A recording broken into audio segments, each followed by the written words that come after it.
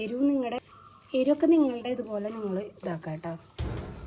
കാന്താരി പിന്നെ ഞാൻ കുറച്ച് മറ്റേ തൈരും കൂടി മിക്സ് ചെയ്യുന്നുണ്ട്. പിന്നെ ചെറുനാരങ്ങ നീരും കേട്ടോ.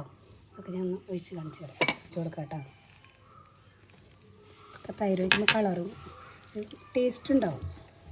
പിന്നെ നമ്മുടെ ചെറുനാരങ്ങ നീരില്ലേ, ചെറുനാരങ്ങ കട്ട് ചെയ്ത് അതും കൂടി ഒന്ന് ഒഴിച്ചെടുക്കും.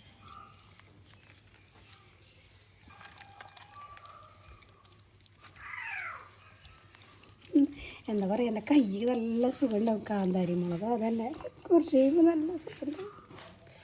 അപ്പോൾ എന്തായാലും ഇതെല്ലാം എൻ്റെ ഉള്ളിലേക്കൊക്കെ ഞാൻ മസാല ആക്കിയിട്ടുണ്ട് കേട്ടോ.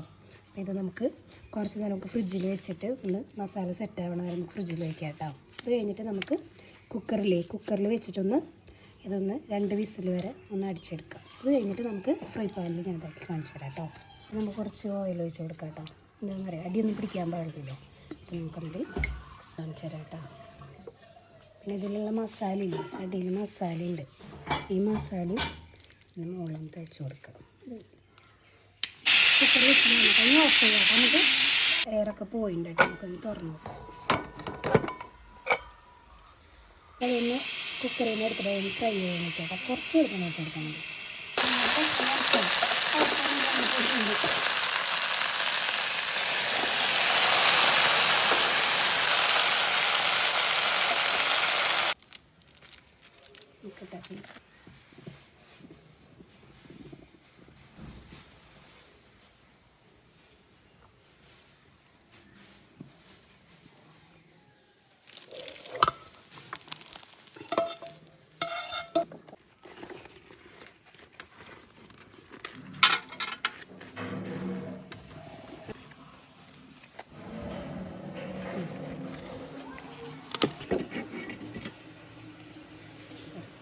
അപ്പോൾ നമ്മുടെ ചീസി ചിക്കൻ റെഡി ആയിട്ടുണ്ട് കേട്ടോ.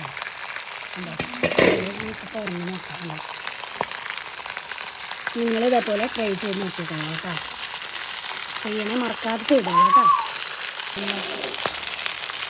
നമുക്കതൊരു പ്ലേറ്റിലേക്ക് ചെയ്യാം.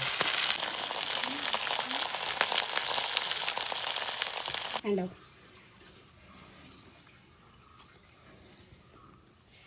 നമ്മുടെ